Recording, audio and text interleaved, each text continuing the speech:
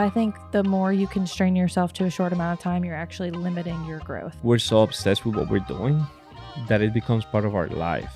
A lot of just close family friends were like, go, it's going to be life-changing. So email lists, I feel like, are underrated. How helpful has that been, having an email list? We went literally door to door as well, door knocking when it was 100 degrees. We're here, we want to be coachable, just tell us what to do. And he said, okay, you need to set day by day. You have to plan for the next 90 days. We want this to be more of a generational impact versus... Today we have Dr. Alejandro and Dr. Emily Elias on the podcast today, and they have built a tremendous brand, at least from my perspective and Abilene's perspective. They are actually members of the podcast studio here in town, and so we help with the production of their episodes, and it's been an honor to get to work with you guys. And so let's go ahead and get right into it. The first year y'all were in business in Abilene, y'all didn't know anybody, right? Mm-hmm. And so tell me about that first year, and how did you guys build such a strong brand so quickly with being brand new to a place? Because that's like unheard of. Thank you. You want me to start? Sure. Yeah, I think there are some advantages and disadvantages of coming to a place where you don't know anybody. Obviously, have you guys ever seen Undercover Billionaires? Billionaire. Mm-mm. No. Okay. Oh, wait, is this Grant Cardone? Yes. Yes. Wasn't it? Yeah. Yes. So they basically drop a billionaire in a place. They give them a fake identity. They give them $100 in cash and a cell phone with no contacts. And they're like, take off, and you have to build $1 million business within 3 months, within 90 days. That's kind of like what it felt like for us. Although I didn't even know the show at the time, but we're like, okay, how can we basically build up a network of people? Because we knew it was going to take people in the community to help us build this thing. We literally need clients and patients. Like we can't just build this thing by ourselves. So we went to every single networking event you could possibly imagine. We joined the Chamber of Commerce. Every single event they had, we were there. Any type of like Lions Club, Kiwanis Club, like we went to everything. The more we showed our face, the more people started recognizing us, and they're like, oh, what do you do again? And then we're like, I'm so glad you asked. Like, here's what we do. And I think that was the biggest thing, was just getting involved in the community, because we were broke at the time. We had no money. All we had was time.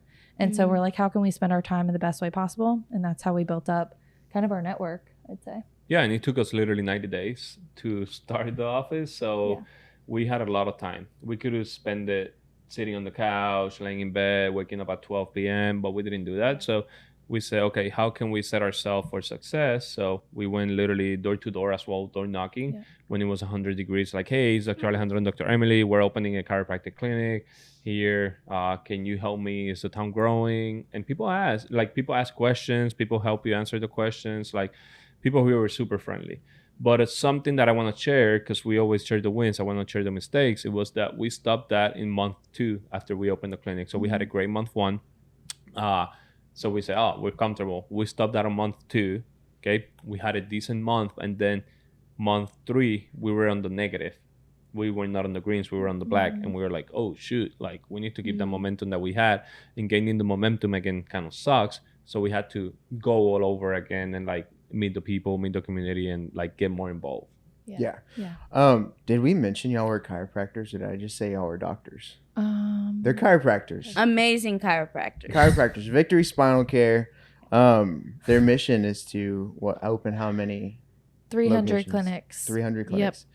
And so tell me a little bit about why 300 clinics. Yeah. So this goes back to the biblical story of Gideon and his army of 300, and how God kind of uses less to do more. And we just love that story. We have a business partner involved in all this who helped us actually get the capital to open our practice. And he's got stake in our company and everything. And he's been a wonderful mentor. Everything we know business-wise is pretty much because of him. So got to give credit where credit is due. But he basically had this dream, and the Lord came to him and said, we need to start 300 Victoryspinalcare clinics. And we just happen to be Victory in Abilene. And so since that conception of Abilene, we now have 5 Victories around the U.S. and hopefully continuing to expand, which is awesome. And that's been a whole different journey. But sticking with Abilene and the community, of course, I think the biggest part of that mission is we're reaching people in the community where we can help families. And that's kind of like our niche, our target market, if you will, is helping moms and dads and their children and their grandparents and so on. We want this to be more of a generational impact versus just, oh, I've got neck pain and back pain. I want this to influence the entire family. Because when your nervous system is aligned, things go a lot better in your life. Pregnancy, having baby, like everything, yes. Right? So that's kind of our main mission. Yeah, I wanted to talk about our experience with them as us being the patient. And I know you've had a good experience. So absolutely. So 24 years old, terrified to go to chiropractor my entire life. I've always thought they were going to break my neck. I was just terrified. And so Darren was like, hey, you've got to go, because just found out I was pregnant. And then a lot of friends had recommended them. Actually, like a lot of just close family friends were like, go, it's going to be life-changing. And I can attest, it's been life-changing. And we even bring our brand new newborn to come get adjusted. Is that the right term for a newborn? Yeah, Same thing. It seems like you give them a cute little massage. Basically. Yeah. But Livy's doing great. Mama's doing great. Your stress, it's helping. Yeah. Oh, no, yeah. I've had a great experience as well.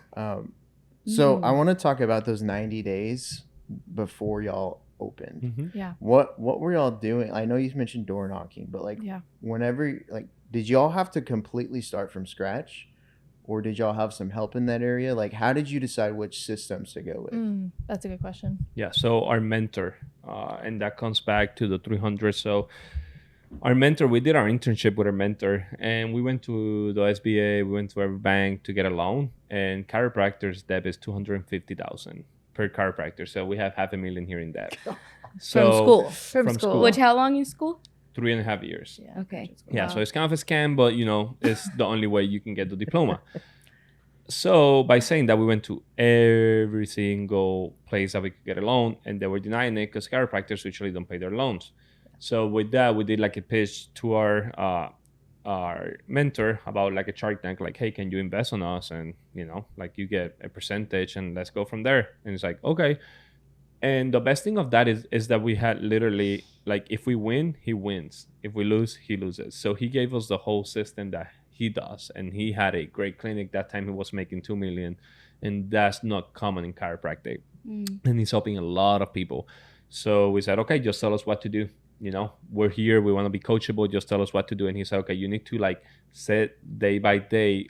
You have to plan for the next 90 days. So we went to Google Maps and we circled the communities with different colors and businesses with different colors and say, okay, so day 1 will be here, day 2 will be here, day 3. Wow. It will be hard. We still need to get going. And, like it was super mental. And he gave us the goal of 100 door knocking per day and 100 businesses per day. And we actually did it.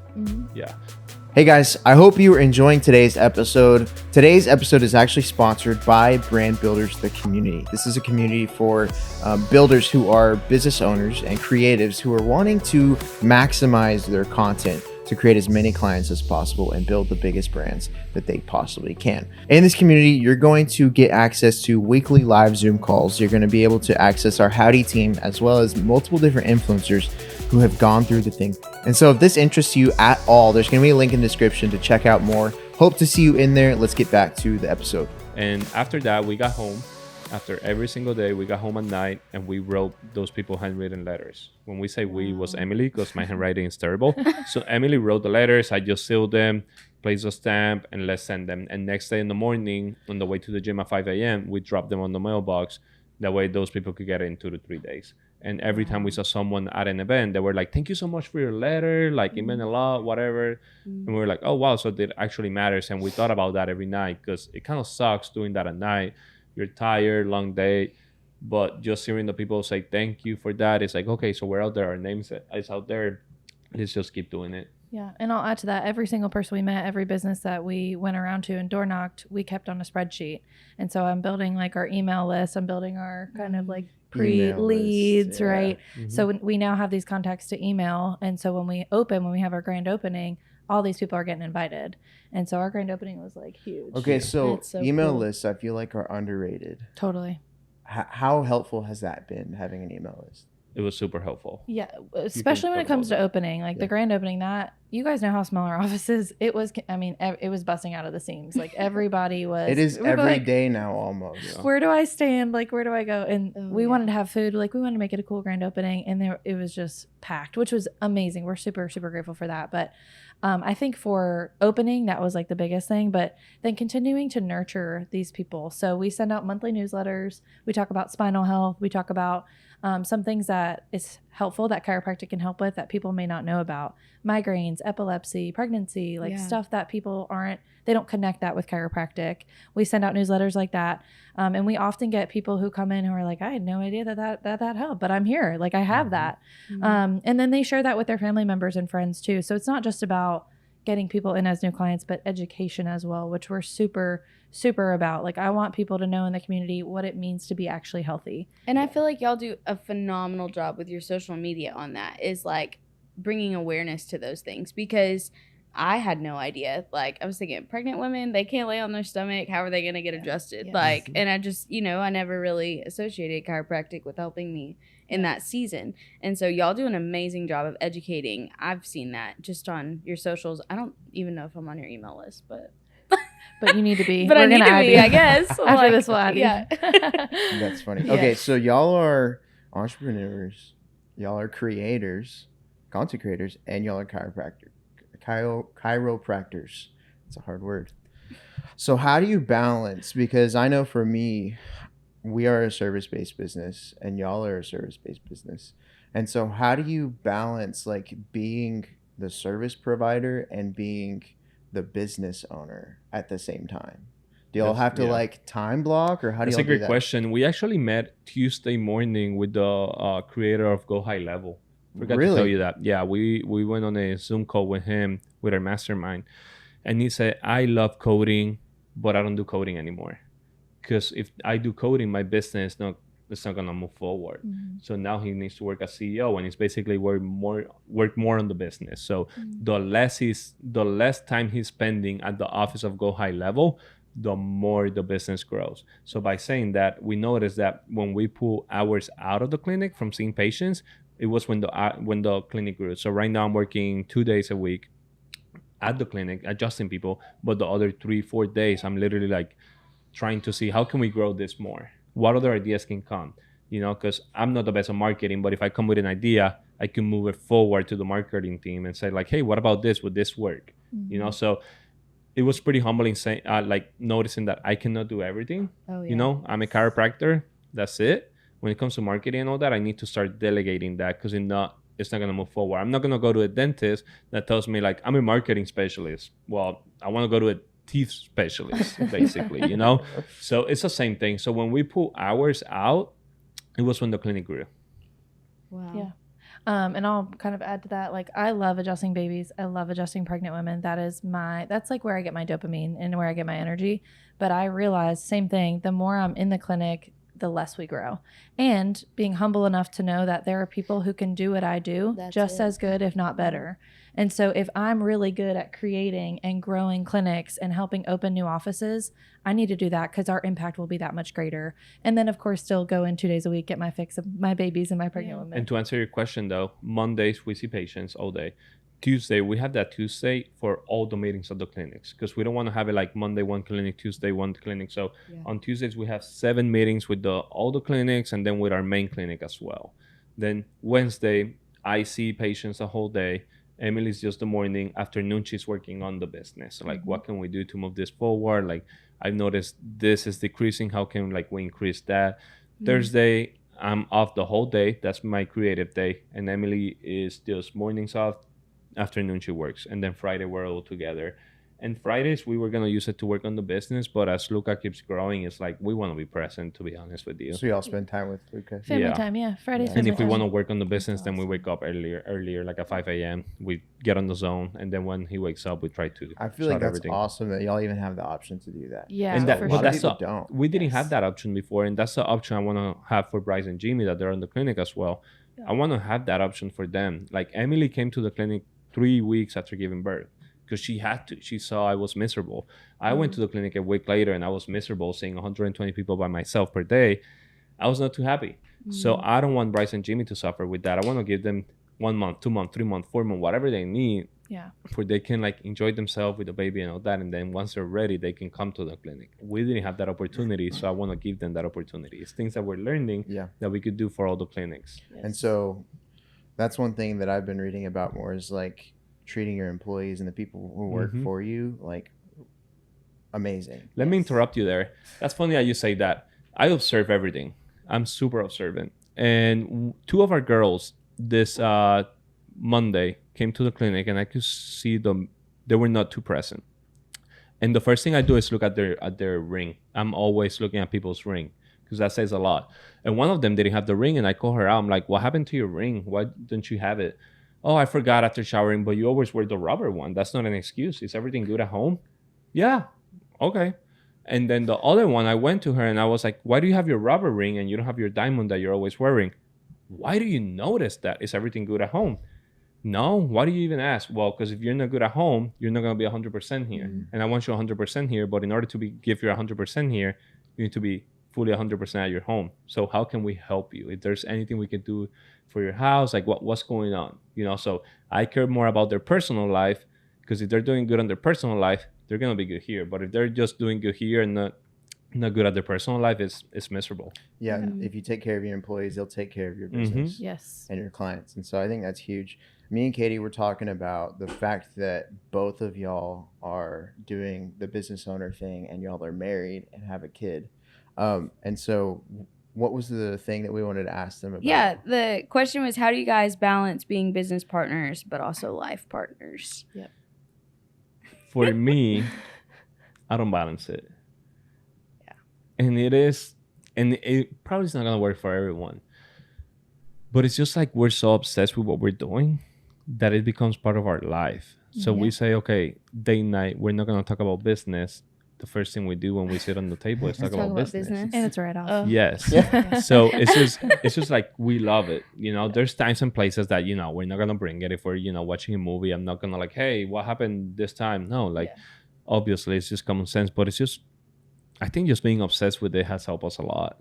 What do you think, though? I think you have more of a better balance. I feel like we just know each other really well. And when it comes to that, it's like, I know when to bring things up about the office and I know when not to bring things up. And like, I feel like balance is truly a myth, to answer your question. Like there really is no balance. Like there's time. We really do a good job of leaving our personal life out of the business. I think we are pretty good about that. But we don't really leave our business life out of our personal life, if that makes sense. Like you said, when we're on vacation, we go to Puerto Rico often to visit his family.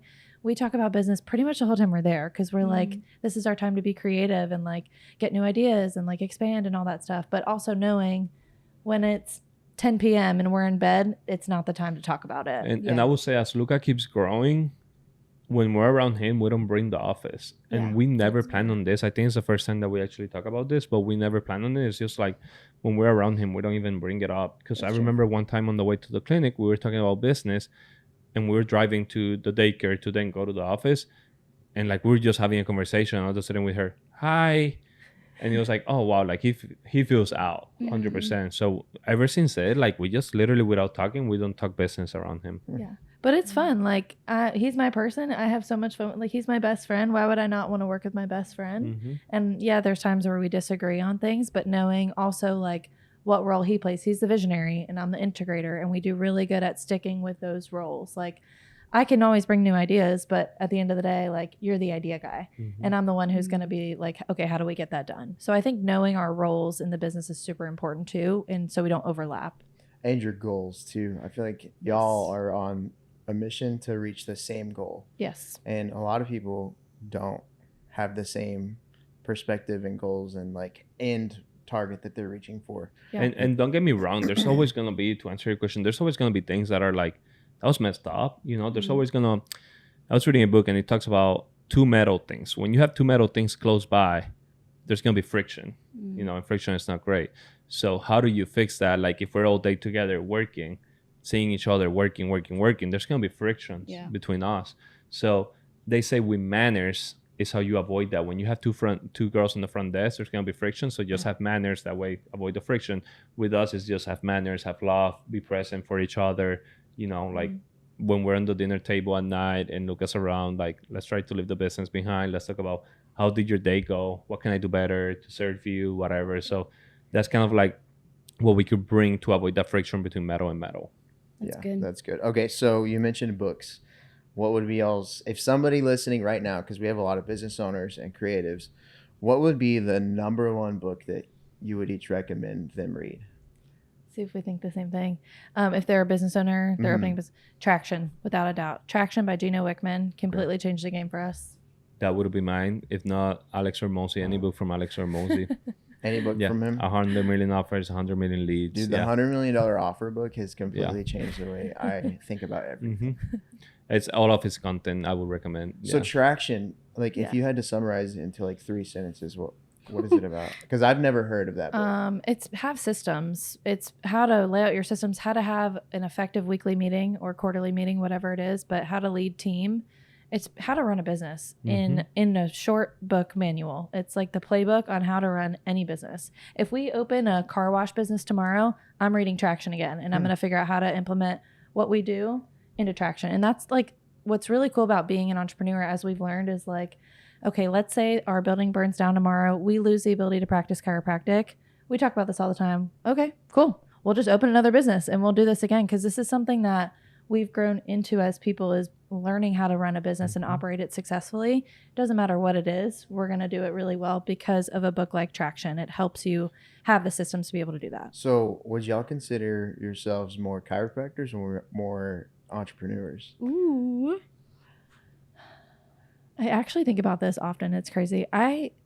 This has evolved greatly, because when you come out of school, you just like think you know everything and you're like so die hard in your craft. 4 years ago, I would have said I'm a chiropractor through and through. And I think today I would just say I'm an entrepreneur. This is the first year I feel like an entrepreneur. That's awesome. Yeah.